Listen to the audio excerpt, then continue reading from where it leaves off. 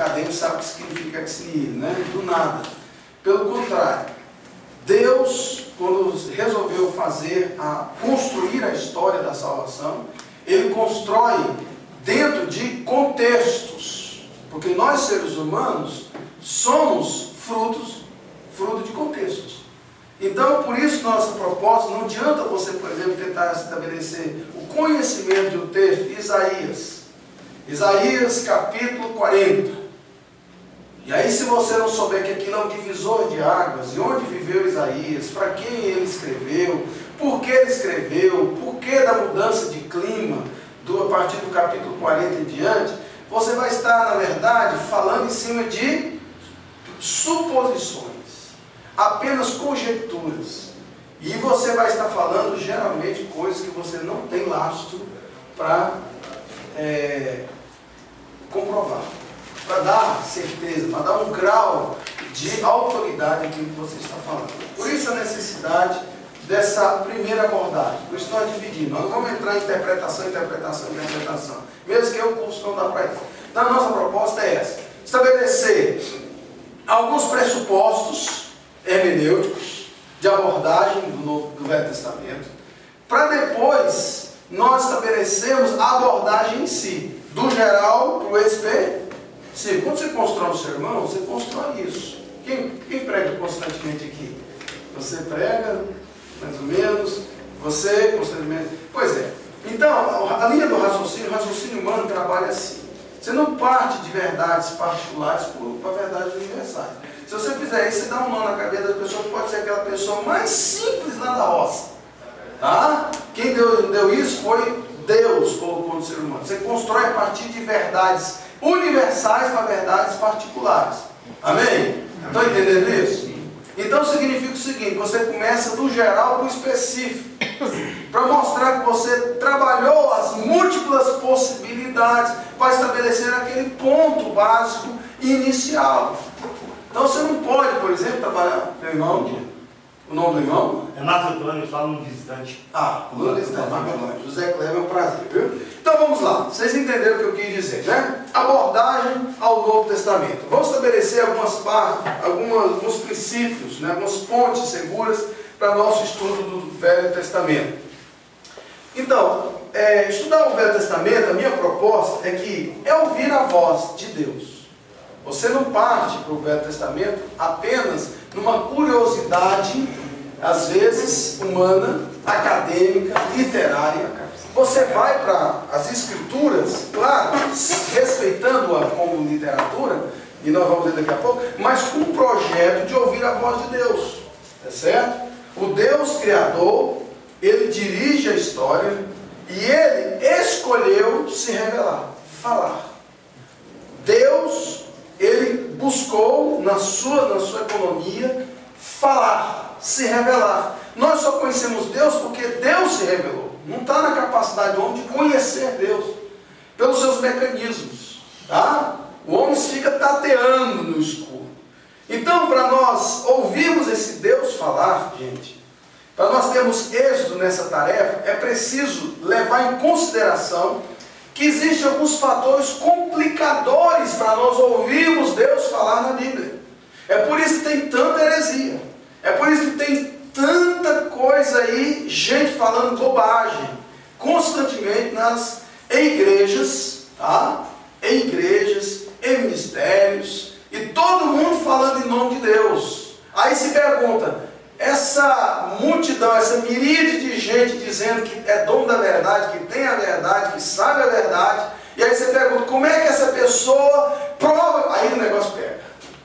Porque todo mundo diz a mesma coisa, o mesmo chavão, o mesmo discurso. Eu sei, é isso, é assim. Tá? Tudo bem, até aí estou com você. Agora vamos então na parte prática que interessa. O que difere aquilo que você está falando, daquilo que a pessoa está falando em referência a um texto, de modo que aquilo que você está dizendo possa ser creditado, ter crédito. Aí você tem que entender para isso que você tem que vencer alguns complicadores que muitas pessoas não vencem. Você tem que entender que existem fatores complicadores que podem constituir obstáculos para ouvir a voz de Deus. Por exemplo, eu citei alguns aqui. Vamos lá. Primeiro, a Bíblia não foi escrita na nossa língua e nem na nossa cultura. E nem na nossa época, que é um outro complicador. Foi escrita em grego, foi escrita em hebraico, o Velho Testamento, no caso do Ateiro, né? Velho Testamento foi escrito em hebraico, foi escrito em aramaico, em algumas porções. Obviamente tem um universo, um abismo enorme entre aquela linguagem e a nossa linguagem, a nossa língua. A língua leva o gênio de uma nação, certo? Então, para você entender o pensamento, por exemplo, o Novo Testamento foi escrito em grego, não foi? Foi escrito em grego. Mas não basta você saber grego, as técnicas, as regras do grego. Você tem que entender que o grego é a ponta da lança. Mas o espírito que conduz o grego é hebraico. Quem está escrevendo tem uma mentalidade hebraica. Então não adianta você saber grego só para interpretar o Novo Testamento. Você tem que entender que foi quem escreveu falava o grego como língua franca, todavia tinha um espírito hebraico. Tá? E aí, você vai, por exemplo, fazer a leitura da parábola do filho pródigo, você vai ver que ali existe palavras em hebraico, mas com espírito. Perdão, palavras em grego, mas com espírito em hebraico. Então é um fator. A cultura também é um fator de dificuldade. Né? Por quê? Porque eles são uma cultura oriental, mas não é só oriental, é no Oriente Médio, Médio Oriental, e uma cultura oriental distantes a 4, 5, 6 mil anos de nós, que muda completamente o universo da nossa compreensão. Não é verdade? Nós estamos aqui, vamos colocar assim, nossa cultura. Mineiros que têm uma cosmovisão, mineiros crentes de diversas igrejas, com seus matizes, com suas peculiaridades. E aí nós queremos ler um texto que saiu da mão de um cara que está lá na Babilônia, está lá no Egito, está lá na Palestina, vivendo há 4 mil anos de nós, e simplesmente nós achamos pretensiosamente que aquele cara escreveu para mim. Aí a gente diz, abre a Bíblia, que nem aquele sujeito que abre a Bíblia e diz assim, Deus fala para mim. E aí, aonde só abrir, é o que Deus vai falar. Bonito isso. Mas é estuprar o texto. Sabe por quê? Porque é o seguinte, por exemplo, conta-se que um cara fez isso. Aí ele abriu e estava escrito lá. Judas se enforcou. Ele disse, meu Deus, mas será que é isso que Deus quer para mim? Se enforcar. Mas o cara era piedoso, então ele queria mesmo fazer a vontade de Deus. Sabe o que ele fez? Ele pegou e então disse assim, vou tentar de novo. É isso, mas se for isso mesmo, só vai confirmar. E abriu no outro texto, um dedão lá, e aí no outro dedo diz assim, aí viu Jesus dizer assim, vai tu e faz o mesmo. Morreu, né? Então, gente, não podemos fazer isso. Então, o complicador, né? Segundo complicador, irmãos, é que se nós temos a tendência de selecionar textos. Já viram como tem caixinha de promessa? E pessoas que levam a sério a caixinha de promessa, achando que Deus fala na caixinha das promessas. E se a pessoa estiver em pecado, será que Deus vai continuar falando promessas para ele? As promessas são condicionadas aqui à obediência. Você viu que é furado esse termo de caixinha de promessa. Você quer saber a vontade de Deus? Joga fora a caixinha de promessa. Não é a palavra de Deus, não é a caixinha de promessa, que é selecionar aquilo que Deus vai falar. Deus fala promessa. Mas Deus não quer falar promessas. A Bíblia não é só feita, o Velho Testamento não é só feito de promessas. Então muitas vezes a tendência nossa é selecionar, e muitas vezes aquilo que selecionamos, ainda nós conformamos a mensagem que nós queremos ouvir. Aquilo que está sendo dito, muitas vezes vai ser entendido a partir do que eu quero ouvir. Os pressupostos, pode falar. Até que ponto a leitura pode ser simbólica ou literal na leitura bíblica? Nós vamos chegar já lá. É quando você é simbólica, quando o texto dá sentido a isso. Te dá a oportunidade para você entender isso. E o texto obedece às leis rígidas de literatura. Todo o texto da Bíblia, Deus, como falou, usou o Espírito Santo para inspirar os homens de Deus, mas usou-os, é aquilo que a gente chama de inspiração verbal plenária. Verbal porque Deus está falando, plenária porque usou o homem na sua plenitude. Então, usou dentro das suas características. Então, o texto, por exemplo, você não pode dizer isso aqui é literal, isso aqui é arbitrariamente simbólico. Não é assim. Se é literal, ele obedece às leis rígidas da literatura, certo? Literatura bíblica, literatura da época. Há textos comparativos que são moldes, né, que tem uma estrutura literária igual, que vão dar para você condições de você entender que isso aqui é literal e isso aqui não é literal. Então não é assim não. Então o cara chega lá na frente da igreja e diz assim, ó, agora nós vamos pregar isso aqui é o seguinte, é isso. Por exemplo, um grande problema da pregação é as pessoas não saberem pregar em parábolas. Porque parábolas, elas obedecem a um molde literário. E para você dar a interpretação certa, você não pode ficar muito preso em algumas coisas das figuras. A figura em si não é a mensagem. A mensagem é aquilo que ela quer passar através das figuras. Tá certo?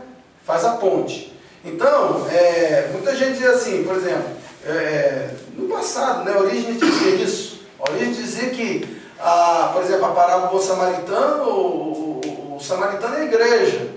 O burrinho, e foi fazendo as suas aplicações, né? Então, o Espírito Santo. Então, e foi dando as suas interpretações. Quer dizer, isso é esdrúxulo, isso não tem nada a ver, né? Então, não é arbitrário. Essa é a resposta que você está procurando. Eu posso? Não, você não pode. Você tem que detectar, segundo leis rígidas de interpretação, se aquilo te dá vazão ou não para você interpretar daquela maneira. Então, vocês entenderam, né? Então, a tendência nossa é selecionar, por isso é um obstáculo, né? E muitas vezes impomos os nossos pressupostos nos textos do Antigo Testamento. Portanto, olha aí na sua apostila, no terceiro parágrafo diz aí, ó. Embora o Antigo Testamento traga muitos ensinamentos, com certeza nem todos os ensinamentos da Bíblia são desenvolvidos pelos textos do Antigo Testamento. Então, por exemplo, você quer pegar a ressurreição. E aí você porque quer tirar a ressurreição ali do texto do Velho Testamento. Muitas vezes a gente tem que entender que o Novo Testamento, conquanto traga ali lampejos de verdades, mas são lampejos de verdades que dentro da história da redenção ainda não foram completamente revelados. Então você não vai procurar, por exemplo, a melhor doutrina sobre ressurreição do Velho Testamento, você não vai encontrar. Você tem lampejos ali em Jó, você tem lampejo de ressurreição, tá? Mas você não vai encontrar muitas coisas que o Novo Testamento, de maneira didática, pelas cartas pastorais, já estão sedimentadas, essas verdades, ali no Velho Testamento. Aí você vai tentar impor ali ao texto um pressuposto que você tem. Isso é um perigo. Então, nós não podemos tomar essa postura. Portanto, o aluno do AD deve deixar que o texto do Antigo Testamento fale apenas aquilo que ele quer o quê? Falar. O grande segredo do bom intérprete é, quando a Bíblia cala, eu me calo. Quando a Bíblia diz, eu digo. Tá? A teologia não é, meus irmãos, explicar as coisas, mas expor as coisas que a Bíblia diz. Estão entendendo? Eu tenho uma grande dúvida com relação ao Antigo Testamento, de literal, de simbólico, sobre o livro de Jó. Você citou o livro de Jó, eu não lembro. Moisés escreveu. Moisés, isso é comprovadamente que foi Moisés que escreveu o livro de Jó? Não. Eu vejo o mais antigo da Bíblia. Eu vejo livros dos mais antigos, comentários e na minha própria Bíblia de estudo diz, o autor provavelmente era Moisés, então eu fiquei na dúvida. É complicado dizer isso, você sabe como Moisés assim escreveu o livro de Jó, ele ouviu a história, Deus revelou para ele, ele conhecia Jó, foi contemporâneo dele. Como que foi o livro de Jó, como que foi escrito esse livro? Nós vamos entrar ainda nesse tipo de questão. Nosso prazo hoje é mais introdutório. Mas, deixa eu só dizer uma coisa. O livro de Jó, ele foi escrito, nós não sabemos, não temos certezas para estabelecer, mas com certeza Moisés não deve ter sido, por uma razão básica. Moisés, a forma literária que Moisés escreveu não bate com a forma literária. O contexto das palavras, por exemplo, todo o contexto vivencial do livro de Jó apresenta uma pessoa que viveu na época de Abraão. Tinha conhecimento de coisas que Moisés não tinha na época. Então, obviamente, é um dos livros mais antigos da Bíblia Sagrada. Tá? Então, não tem como você estabelecer uma ponte entre Moisés e ele. Só que a gente sabe que é um tempo patriarcal, é um tempo em que as pessoas estavam iniciando, a história estava iniciando, o contexto de quem está escrevendo é o contexto de quem está nesse período. Tá certo? Então, é pessoa que sabe o que está acontecendo em volta dela. E a pessoa que sabe o que está acontecendo em volta dela é uma pessoa que viveu num período patriarcal, que não é o caso de Moisés, né? Agora já andou bastante. Professor, a gente percebe uma coisa, que é a seguinte: há uma tendência bem generalizada de espíritos cristãos dar um valor muito grande ao Novo Testamento, né? A Nova Aliança. E esquecem que a Nova Aliança ela é totalmente balizada pela Antiga Aliança, pelo Velho Testamento. Por que essa ênfase no Novo Testamento e essa desconsideração com o Velho Testamento? Eu creio que grande parte dessa dificuldade, né, eu chamo de dificuldade, em referência ao Antigo Testamento, é primeiro por causa do desconhecimento. E de uma visão, às vezes, incompleta, que às vezes é passado em referência ao Novo Testamento e ao Velho Testamento. Por quê? Porque quando você não conhece bem, não domina uma área, a tendência das pessoas é deixar, mexer em nada. Eu estou entendendo muito Levítico. Para mim, por exemplo, Levíticos, eu acabei de fazer minha dissertação, eu defendi o culto no Antigo Testamento. Então, para mim, Levítico é um dos livros mais lindos de se ler. Mas para mim, mas para as pessoas da igreja, obviamente, grande parte dos pastores, é um livro preterido, é um livro meio que esquecido. Por quê? Dado a falta de conhecimento, e entender que aquilo tudo tem um fio de ouro, uma linha que liga tudo. E aí você fazer pontes é mais difícil do que construir muros. Entendeu? Então você constrói um muro, acabou o diálogo, acabou a conversa, não tem que gastar tempo mais com nada. Então, é essa conexão, essa ponte de relevância do velho com o novo que existe. Por quê? Porque são coisas complementares. São coisas sobrepostas, uma ruptura. Há uma completa conexão entre Velho e Novo Testamento. É uma continuidade de uma história que iniciou no Éden e que vai terminar lá na glória. Lá na Nova Jerusalém. Então, está perfeitamente ligado tudo, com todos os seus viés históricos aí, que essa é a complicação. Não saber datar as nossas Bíblias, porque ela está disposta, conforme, não cronologicamente, mas conforme a gente herdou da Bíblia hebraica, a gente então, a tendência nossa é a gente não entender a ligação histórica. E essa falta de ligação histórica, Joel, Isaías, Ezequiel, Daniel, esses homens falaram em que época, para quem, como, isso gera nas pessoas um desinteresse. O que não acontece com o Novo Testamento. Por quê? Porque no Novo Testamento os personagens que produzem são mais bem identificados. E em função disso, os seus escritos são mais bem compreendidos. Então esse é o problema. Paulo, 13. Entendeu? Agora, Amós, Obadias.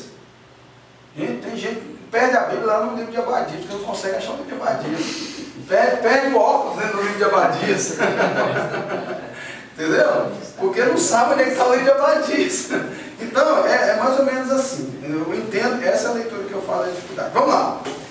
Autorrevelação de Deus. Então, se nós entendemos que há complicações, e nós queremos ouvir a voz de Deus, nós temos que partir do pressuposto que estudar o Antigo Testamento é, na verdade, estudar a autorrevelação de Deus. Como autorrevelação de Deus, o objetivo do Antigo Testamento é levar o leitor a conhecer a Deus melhor.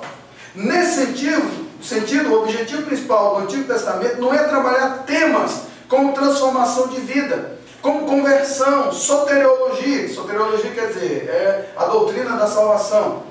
louvor, profecias, são temas encontrados no Antigo Testamento, mas o foco principal não é discorrer sistematicamente essas doutrinas, mas é levar as pessoas a conhecerem Deus, é Deus se dando a conhecer. Isso, conhecer, é Deus dando-se a conhecer.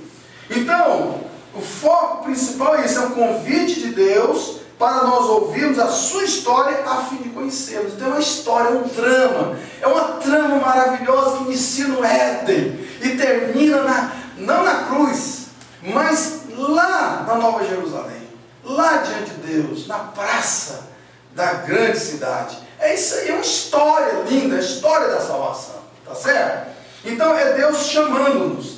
Essa história começa onde? Como eu falei, na criação, né? Então, a ênfase não é falar como, por exemplo, no caso da criação, não é falar como é que Deus fez, as teorias da criação, cosmogenia da criação, estabeleceu, como foi. Não é um estudo científico, mas aí é um estudo de Deus. É um estudo do ser de Deus, dos atributos de Deus, da ação de Deus. Então, é uma preocupação com isso. Você vê ali, que se você fazer um estudo, não dá tempo, gente, tá? Senão, se desse tempo, eu ia fazer. Tem 30 páginas aqui. Mas se nós formos fazer, vocês já viram, por exemplo, façam esse exercício em casa. Livro de Gênesis, capítulo 1, criação. Você vai perceber que quem escreveu está colocando de lado, veja bem, os reinos, e do lado de cá, reis. Luz, primeiro dia. No quarto dia, o que Deus criou? Sol e os astros. Aqui, separação, água, não é verdade? Firmamento. Do lado de cá, no quinto dia, aves e peixes. Você vai ver que, na verdade, não é Deus querendo falar coisas acerca de cronologia, mas Deus desmontando o panteão daqueles dias. Onde é que eles estavam? Quando Moisés escreveu, tinha acabado de escrever o Pentateuco. Onde é que o povo de Deus estava? No Egito. Eles adoravam o quê? O sol. Olha aí o que eles adoravam: sol, lua, peixe, água. Era isso que eles adoravam. Aí Deus diz: olha, quem criou tudo isso aqui não foi Ra, não foi o Deus deles, fui eu que criei a luz. Eles estavam aqui no quarto dia, e eu fiz o sol que vocês adoram. Está vendo? É Deus quebrando uma estrutura de 400 anos que estava na cabeça daquele povo. Pensa em 400 anos vendo o povo adorando Ra. Vocês acham que ele adorava Deus? O Deus verdadeiro? A ponto de precisar lembrar: o Deus dos vossos pais, da além do Eufrates, me apareceu numa sala. 400 anos, gente. Nós temos 500 anos de história. Vocês acham que nós falamos que nem português? O cara comia, bebia, vestia, andava, pensava como pensava aquele povo, os egípcios. Então você vai perceber que Deus está, na verdade, mostrando, estabelecendo que Ele é o Deus Todo-Poderoso, que todos esses que são adorados, na verdade, não criaram nada, eles mesmos foram criados pelo Deus Todo-Poderoso. Deus está quebrando. Ele está falando ali de Charles Darwin, trabalhando, apesar de que ali tem alguma coisa, quando fala de espécie segundo a sua espécie, isso quebra completamente a percepção da evolução. Mas ele está trabalhando nessa história. Vocês estão me entendendo o que eu estou falando, gente? Estou sendo compreensível? Então tá bom. Qualquer coisa vocês podem parar e perguntar, tá certo? Dentro desse foco. Senão a gente vai tiro de garrucha. Vai tirar para tudo que é lado e não vai chegar em lugar nenhum. Tá bom? Vamos lá então. Então nesse sentido, gente, a gente tem que entender que a nossa necessidade é conhecer Deus quando a gente estuda. Então, sendo assim, pode-se dizer que o Antigo Testamento é um livro histórico que revela o Deus e os seus atos da história, os quais estão registrados em suas páginas. E ao olhar essa história, verifique-se que Deus tem um plano estabelecido desde a criação, que vai marcar toda a história do ateio até o seu cumprimento final. Então, o ateio, na verdade, sintetizando, é a apresentação dos atributos de Deus em ação na realização do seu plano para a humanidade. Opa, Deus tem um plano para a humanidade. Então o ateu vai dizer que plano é esse? Desde o seu início até o seu final.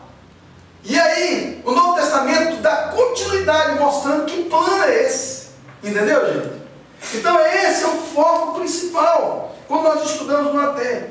No AT podemos ver o plano de Deus realizado no passado, olha aí, Pentateuco e os livros históricos, e projetado para o futuro, que são os livros proféticos. Então esse mesmo plano que foi estabelecido, desenhado, construído a partir do Pentateuco, ele está projetado, não para aí, mas está projetado para o futuro, na literatura profética. E podemos apreciar a insondável sabedoria de Deus e louvar a Deus na realização desse seu plano, quando nós olhamos para os livros poéticos e sapienciais, que é louvando esse Deus que conduz a sua igreja, conduz o seu plano. E, então dessa forma, o AT apresenta Deus como Ele é e como Ele age, como Ele faz, para estabelecer o seu plano. Mas aí, no Velho Testamento, no Novo Testamento, igual o pastor li, o certo desprezo do Velho Testamento, será que não é pela imagem que se passa de Deus?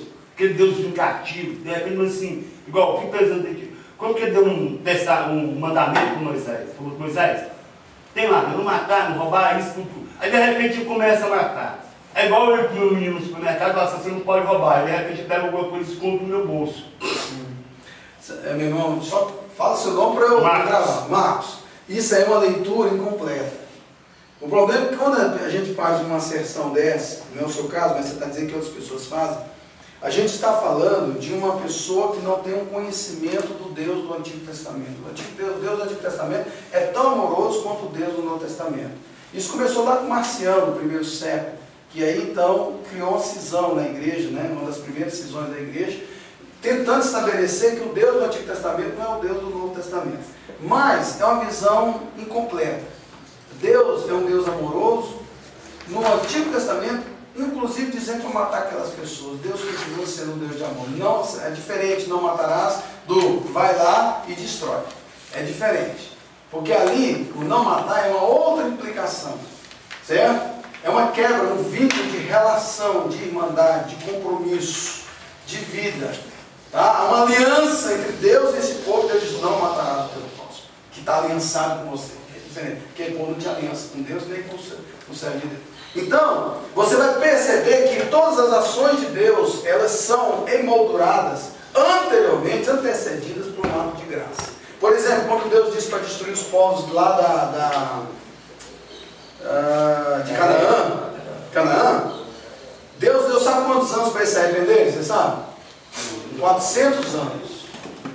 400 anos, onde é que o povo de Deus estava? Pergunto para vocês. Deserto? Não. No Egito. Deus deixou o seu povo 400 anos no Egito, padecendo e sofrendo, para dar um tempo para aquele povo se arrepender. Não se arrependeu. Digo mais para você. Deus disse para Abraão, falou, depois de fazer a promessa, disse, e esse teu povo vai ficar 400 anos, até que chegue a medida da iniquidade do povo de Canaã. Deus está suportando. Deus está suportando. Deus está ao limite. Deus está suportando. Deus está suportando. E Deus está suportando. Não é assim. Quer dizer o seguinte, que Deus tolerou esse povo. Deus deu oportunidade para esse povo. Porque Deus dá oportunidades na história. Como deu para Raabe, que também era daquele povo. Então todos os povos que se arrependeram, ouvindo os feitos de Deus, se arrependeram, não foram destruídos. Os gibeonitas não foram destruídos. Então é uma visão incompleta. Pastor, você não acha que isso... Deus sabia que eles não iam se arrepender, porque eram Deus, mas justamente para ser usado isso na história do mundo, para ser usado que ele é um Deus de orgânico, que dá chance. Não, Deus sabe de todas as coisas, mas o saber de Deus não atrapalha, não inviabiliza os seus atos justos de amor na história. Tá? Deus sabia que você e eu íamos pecar, que a gente sabia que Adão ia pecar, eu sabia que o diabo ia pecar, eu sabia de tudo. E Deus não é pé com as calças curtas ou nas mãos. Deus, antes disso, lá na eternidade, não vou entrar aqui, não temos prazo para isso, não vamos trabalhar com isso. Mas lá na eternidade, Deus já se estabeleceu aquilo que eu te falo das dúvidas que a gente não tem como entender, porque nossa mente é limitada. Mas eu vou explicar mais ou menos aquilo que é plausível. Deus, nisso tudo, Deus já estabeleceu, eu estou falando de plano, não estou falando de plano? Deus estabeleceu o plano para que o seu plano, primeiro, se estabelecesse. Porque Deus já sabia que esse plano inicial seria atrapalhado pela realidade do pecado. E isso com todas as suas implicações. Então isso não atrapalha. É como se Deus vivesse a cada momento no sentido, o prazer de a cada momento poder construir uma relação conosco. Entenderam isso? Não precisa, não atrapalha em nada isso aí. Isso aí só atrapalha nós. Mas a Deus não atrapalha em nada. Então tá bom, vamos lá. Muito bem. Se eu estou falando de plano, então, entendeu o Novo Testamento? Entender o quê? O plano de Deus, Deus construindo o seu plano na história. Amém? Estão entendendo, gente? Agora, que plano é esse? Aí é que entra. Qual o plano de Deus cujo escopo abrange desde a criação, história e profecia até o final? Nós o achamos comunicado através das páginas da Bíblia. O plano de Deus desde o começo foi criar um povo entre os quais ele pudesse habitar e com os quais pudesse manter um relacionamento. Opa, está aí então, vamos dizer assim, o eixo que move todas as coisas, toda a compreensão do Novo Testamento. Você compreendeu o Novo Testamento, você tem que compreender que o Novo Testamento fala de quê? Fala do plano de Deus, que é manter um relacionamento com o seu povo. Tá? Desde o início até o final. Esse é o plano de Deus. Contudo, veja bem, Deus não necessitava de qualquer lugar para viver, nem necessitava de nós para isso. E não tinha nenhuma necessidade psicológica de se relacionar. O seu plano visava expressar o seu caráter como sendo um ser criador, relacional, gracioso. Não havia necessidade em Deus em se relacionar. Mas Deus, na sua múltipla graça e amor, Deus queria reproduzir a mesma relação de amor e de unidade a um ser criado. Está no ser de Deus compartilhar. Está no ser de Deus se doar. Está no ser de Deus vazar dele bondade. Você entendeu? Por isso que quem tem Deus é assim, intrinsecamente. Não por causa das circunstâncias, não por causa de pessoas, não por causa de amarras religiosas. Elas são porque tem o peso da cobrança, certo? Ou do ambiente. Mas são porque tem Deus dentro dela. Pode falar, meu. Como trabalhar essa relação entre os escolhidos ou a humanidade? Ou esse plano abrange toda a humanidade, não somente o separado, igual o Senhor separou o povo dentro ainda da terra dos egípcios. Deus fez o seu plano, o plano inicial, para se relacionar. E aí é o que eu vou falar aqui. Esse plano tem início no Éden. Então, iniciou no Éden. E aí, só que no Éden aconteceu o quê? O pecado. O pecado foi a tentativa de Satanás de destruir esse plano eterno de Deus, de se relacionar com o seu povo, a presença de viver com o seu povo. O plano de Deus, ele não foi destruído. Os propósitos de Deus não são destruídos. Então Deus dá continuidade com o seu plano usando outros métodos, outros meios necessários. Um outro plano, vamos dizer assim, certo? O propósito é o mesmo. O que é o propósito? Viver com o seu povo e se relacionar com ele. Mas Deus então estabelece um outro plano agora para trazer o homem a esse relacionamento, porque o pecado inviabilizou. Tá certo? Esse plano se amolda à história ou a história não, a história se amolda a esse plano. E o plano de Deus, aí que é interessante. O plano de Deus, ele não é rígido. Ele tem linhas fixas que chama propósito. Isso aí é inalterável. Os propósitos de Deus são inalteráveis. Elas vão acontecer de qualquer jeito. O plano de Deus é os métodos que Deus usa para que esse propósito seja cumprido até o seu final. Vocês estão entendendo? Porque se Deus tivesse só um plano, gente, aí estava frito. Mas quem... O Brasil, por exemplo, perdeu a Copa do Mundo porque só tinha uma jogada. Mas quem codificou a Bíblia, né, que a colocou nessa ordem, nessa sequência que ela se encontra hoje, não necessariamente obedeceu o critério, digamos, linear da história. Não. Há todo um paradoxo de alternância, de tempos, de pessoas, de culturas. Isso, nós vamos falar sobre isso. Há uma linha, né? Há uma linha histórica. Então, como você está falando, esse critério linear existe. Só que a disposição dos livros não estão assim, porque isso foi outro critério, né? A gente vai estar falando isso quando a gente vai falando, entrando no estudo mesmo da composição dos livros, tudo lá na frente, tá bom? Então, pode falar. Você falou sobre esse povo que antes de Josué entrar em Canaã, eu li Josué esses dias, estava observando isso também. Esse povo lá, Deus mandou destruir uns, outros permanecer, etc. Esse povo que o senhor falou, que Deus deu a chance deles, 400 anos para eles se redimirem, para eles se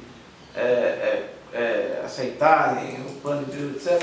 A Bíblia não narra o que Deus fez para levar alguma coisa, uma palavra, alguma coisa para esse povo. Mas Deus chegou a fazer isso, mandar, tipo assim, profetas lá, mandar gente lá para ensinar. Midian. O sogro de Moisés era de onde? De Midian.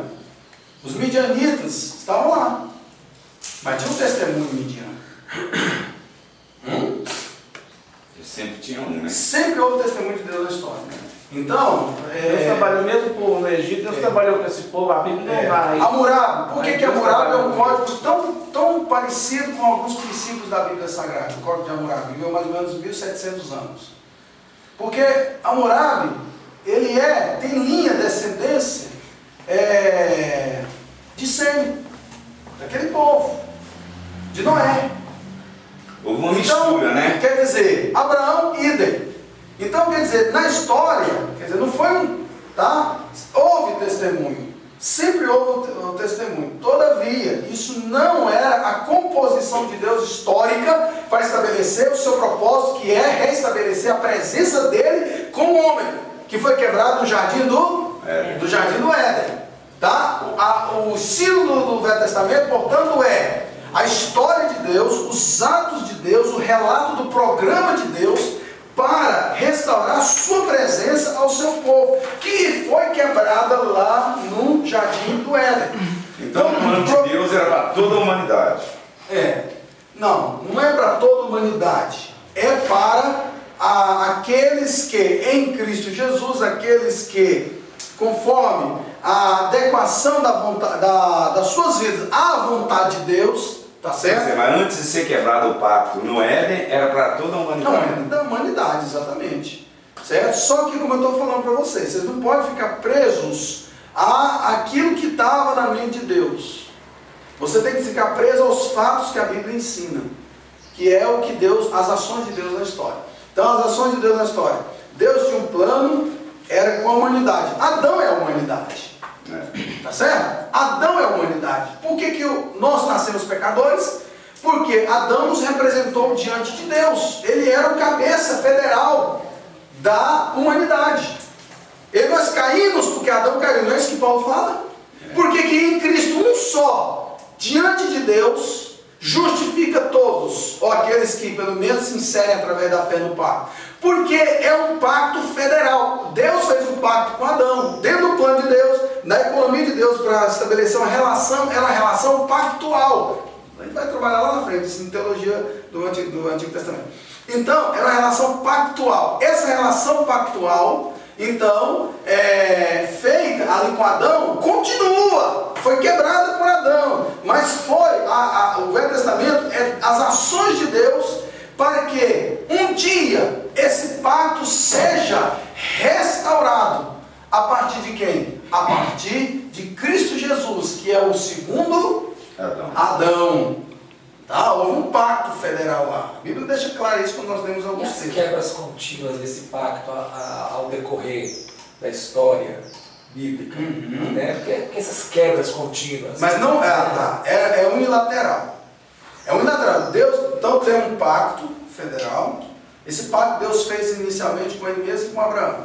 Sim. Isso estabeleceu. As oscilações, as tergiversações do povo de Deus traziam consequências que já estavam inseridas no pacto, tá? Mas não quebrava o propósito. O plano de Deus. não era anulado. Não, o propósito de Deus total não era anulado. Por quê? Porque Deus já tinha estabelecido lá no pacto, o primeiro pacto, nós vamos falar aqui, foram vários pactos.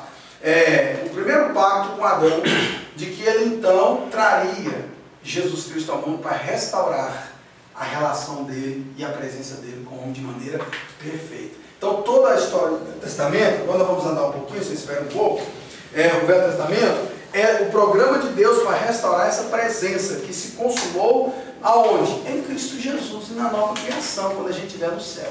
Tá certo? Então, ó, o AT apresenta 7 estágios da presença de Deus. Vocês têm aí, ó. Começa no Éden, certo? Então, foi quebrado com o pecado. Depois, aliança. Aliança com Abraão. É Deus tentando restabelecer, tentando e fazendo efetivamente, né? Restabelecer o pacto, a aliança. Aliás, o relacionamento, a presença dele no mundo, o projeto dele. Depois, através do êxodo, lá no Sinai, é o primeiro passo prático, né? Que ele dá. Depois do tabernáculo, está vendo que vai se aprofundando, que vai se intensificando essa presença, essa relação, à medida que a história vai acontecendo no Antigo Testamento? É Deus trabalhando, é Deus construindo. Depois essa presença que não era constante, né? Era intermitente, lá no tabernáculo, dos judeus, de Israel, se tornou perfeita na encarnação de Cristo Jesus. Depois, no Pentecostes, e depois, finalmente, perfeitamente e eternamente, para sempre, amém, amém, amém, lá na eternidade, na glória, quando nós todos estivermos juntos, tá certo? Então, vejam bem, o que nós queremos sintetizar aqui, após o Éden, a Torre de Babel é o próximo marco na busca de restabelecer a presença de Deus. O homem caiu no jardim, Deus então vai tentar estabelecer novamente essa relação, porque é o projeto de Deus, é o propósito de Deus e a presença de Deus. Só que o homem vai tentar fazer um caminho contrário. Ele mesmo vai tentar. O que é a Torre de Babel? É a tentativa do homem, através dos seus meios humanos, de refazer essa relação quebrada no Jardim do Éden. Trazer de volta a Deus. Tem muita gente que faz isso na vida prática, hoje ainda. Quer Deus, mas quer Deus do seu jeito. Quer trazer Deus para a sua vida da sua maneira. Quer Deus presente, se relacionar com Deus, mas fazendo através dos seus critérios. Dá com gosto nada. Não deu certo. Aí depois da Babel, agora é Deus mesmo. Deus, calma, não é assim não, meu filho. Não é só construir uma escada, não. Tem mais coisa. O gargalo é mais embaixo. Né? Então, eu vou fazer uma aliança. Aí ele fez com quem? Com Abraão. Com Abraão. Como meio pelo qual ele pudesse se revelar ao mundo. Deste modo, Deus escolheu a família para desenvolver um relacionamento. Olha, gente, vida com Deus, aprenda desde agora. Isso aqui no seu estado embrionário, até as relações mais complexas. Vida com Deus se resume em quê? Relacionamento. Vamos dizer de novo. Relacionamento. Tá? Que Deus quer relacionamento. Se você não tem relação, não tem compromisso, não tem vínculo com Deus, você está fora. Tá? Porque religioso, o inferno está cheio. De pastor também está às unhas lá. Certo? Então, a gente que sabe cantar, a gente que sabe Bíblia, a gente que sabe teologia, a gente que sabe. Isso aí, ó, está saindo pelo ladrão. O que Deus quer é vida, é relacionamento. Quanto mais íntimo de Deus, mais você vai ter um conhecimento pleno do que Deus é, do que Deus faz, do que você é na presença dele. Certo? Bom dia. Pode entrar. Tem uma cadeira sobrando aqui, meu irmão. Irmão, Quer que uma cadeira você? Jesus. Alguém não dá pra fazer esse caminho aqui, viu? É muita coisa. Exagerei na dosagem. Mais umas 2 aulas. Olha, vocês conversam com o patrão de vocês. Não vai perder. Tá? Conversa com o patrão de vocês. Se não tiver sendo digerível, vocês podem falar, a gente vai tentar diluir a coisa. Muito bem.